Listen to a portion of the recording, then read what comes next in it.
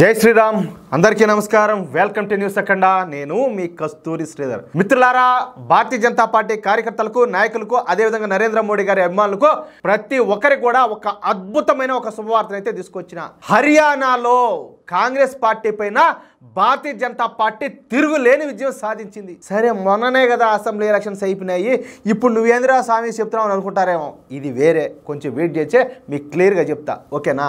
సరే, హర్యానాలో మరొకసారి భారతీయ జనతా పార్టీ తన సత్తానైతే చాటిందనమాట. హర్యానా రాష్ట్రం ఖచ్చితంగా తమదేనని చెప్పి భారతీయ జనతా పార్టీ మరోసారి చాటి చెప్పింది. హర్యానా కూడా మరొక గుజరాత్ లాగా మారిపోతుంది. ప్రస్తుతం జరుగుతున్నటువంటి హర్యానా లోకల్ బాడీ ఎన్నికల్లో భారతీయ జనతా పార్టీ భారీ విజయాలను సొంతం చేసుకుంటుంది. హర్యానాలో ప్రధానంగా పోటీ అనేది భారతీయ జనతా పార్టీ అదేవిధంగా కాంగ్రెస్ పార్టీల మధ్యనే ఉంటుంది. హర్యానాలోని 10 మున్సిపల్ కార్పొరేషన్లకు ఎన్నికలు జరిగినాయి. ఈ 10 కార్పొరేషన్లలో 9 కార్పొరేషన్లో భారతీయ జనతా పార్టీ ఘన విజయం సాధించింది. హర్యానాలోని మున్సిపల్ కార్పొరేషన్లు అయినటువంటి పానీపట్, గుర్గావ్, రోహ్తక్, హిస్సార్, కర్నాల్, అంబాలా, సోనిపట్, ఫరీదాబాద్, యమునానగర్ నగరాలలోని మేయర్ స్థానాలను భారతీయ జనతా పార్టీ తిరుగులేని మెజార్టీలతో గెలుచుకోవడం ఇక్కడ విశేషం అనమాట. ఇక మిగిలినటువంటి మనేసర్ మున్సిపల్ కార్పొరేషన్ను కేవలం కొద్ది తేడాతో బీజేపీ కోల్పోయింది. అది కూడా అతి తక్కువ ఓట్లతో కావడం బాధాకరమైన విషయం. అయినప్పటికీ ఇక్కడ ఒక ట్విస్ట్ ఒకటి ఉన్నది. ఈ మనేసర్ మున్సిపల్ కార్పొరేషన్ మేయర్గా ఇప్పుడు గెలిచిన నాయకుడి పేరు వచ్చేసి ఇంద్రజిత్ యాదవ్. ఈ ఇంద్రజిత్ యాదవ్ ఏ పార్టీకి చెందినటువంటి వ్యక్తి కాదు, ఒక ఇండిపెండెంట్ అభ్యర్థి అన్నమాట. అయినప్పటికీ ఈ ఎన్నికల్లో కష్టపడి మేయర్గా గెలిచినాడు. ఇక ఈ ఇంద్రజిత్ యాదవ్ కేంద్ర మంత్రి అయినటువంటి రావు ఇంద్రజిత్ సింగ్కు సన్నిహితుడు మాత్రమే కాకుండా బంధువు కూడా. దీంతో ఇప్పుడు ఈ మనేసర్ మేయర్గా గెలుపొందినటువంటి ఈ ఇంద్రజిత్ యాదవ్ రేపు భారతీయ జనతా పార్టీలో చేరనున్నాడంట.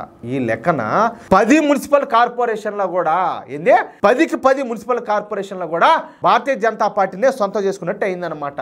సరే, ఇక్కడ మరొక విషయానికి వద్దాం. ఈ హర్యానా అనేది కాంగ్రెస్ పార్టీకు బలమైన పట్టున్నటువంటి రాష్ట్రం. చాలామందికి తెలియని విషయం ఏంటంటే కాంగ్రెస్ పార్టీకు హర్యానాలో ఉన్నంత క్యాడర్ మరే రాష్ట్రంలోనూ లేదు.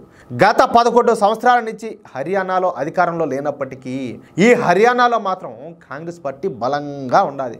మొన్న 6 నెలల క్రితం జరిగినటువంటి హర్యానా అసెంబ్లీ ఎన్నికల్లో కాంగ్రెస్ పార్టీ ఖచ్చితంగా గెలుస్తుందని చెప్పేసి అందరూ కూడా అనుకున్నారు. కానీ ఇక్కడ బీజేపీ రివర్స్ స్ట్రాటజీ అమలు చేసి ఎలాగోలా విజయం అయితే సాధించింది. అలాంటి హర్యానాలో జరిగినటువంటి ఈ 10 కార్పొరేషన్ల ఎన్నికల్లో మొత్తంగా కాంగ్రెస్ పార్టీకి గుండు 0 సీట్లతో ఘన విజయం సాధించిందనమాట. ఇక హర్యానా కాంగ్రెస్ పార్టీకు పెద్ద దిక్కు వచ్చేసి భూపేంద్ర సింగ్ హూడా.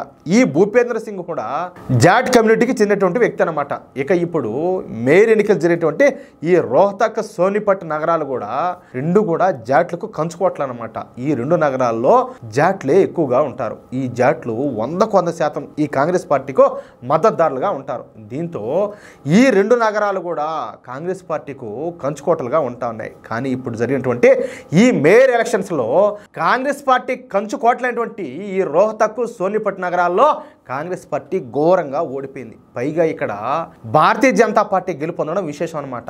ఇక్కడ మరొక ముఖ్యమైన విషయం ఏంటంటే ముస్లింలు ఎక్కువగా ఉండేటటువంటి ఫరీదాబాద్లో భారతీయ జనతా పార్టీ రికార్డు స్థాయిలో 2,41,000 ఓట్లతో కాంగ్రెస్ పార్టీ పైన ఘన విజయం సాధించింది. చూడండి, ఇక గురుగ్రామ్ నుంచి బీజేపీ అభ్యర్థి అయినటువంటి రాణి మల్హోత్రా గారు 1,79,000 మెజారిటీతో విజయం సాధించారు.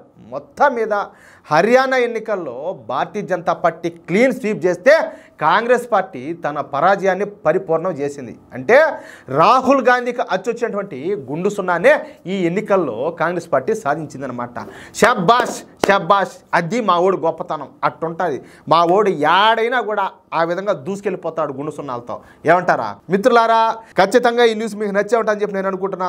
ఈ న్యూస్ కనుక మీకు నచ్చినట్లయితే ఖచ్చితంగా ప్రతి ఒక్కరు కూడా షేర్ చేయండి. అలాగే మీ యొక్క అమూల్యమైన అభిప్రాయాలను తప్పనిసరిగా కామెంట్ చేయండి. ఇంకొక విషయం ఏంటంటే ఇంతవరకు మీరు కనుక మన ఛానల్ సబ్స్క్రైబ్ చేసుకున్నట్లయితే ప్రతి ఒక్కరు కూడా మన ఛానల్ సబ్స్క్రైబ్ చేసుకోండి, సపోర్ట్ చేయండి ప్లీజ్. జై శ్రీరామ్.